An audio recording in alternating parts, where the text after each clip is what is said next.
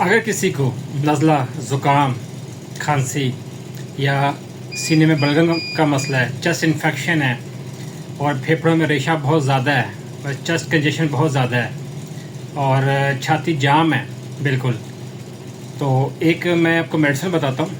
हमदर्द दवाखाने से या किसी भी हकीम से जाके आप ले आएँ।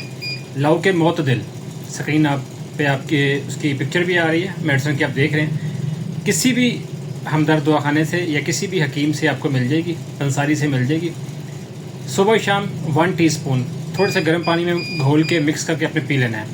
खाली पेट पिएँ वो भी ठीक है, खाना खाने के कुछ 1.5 घंटे बाद पी लें वो भी ठीक है। थोड़ी मीठी होती है, शुगर पेशेंट इस्तेमाल ना करें। अगर शुगर पेशेंट ने यूज़ करनी है तो दिन में सिर्फ एक बार यूज़ करें और ½ टीस्पून यूज़ करें। अगर कोई बच्चा है छोटा 12 साल का, उसको भी ½ टीस्पून दे, कोई 8 साल का उसको भी ½ टीस्पून दे, कोई 5 साल का उसको आप जो है टीस्पून का तीसरा हिस्सा दे सकते हैं। यहाँ तक इतनी सेफ़ है ये कि आप 1 साल के बच्चे को भी दे सकते हैं टीस्पून का चौथा हिस्सा, थोड़े से पानी में गर्म पानी मेल्ट करके पिला सकते हैं।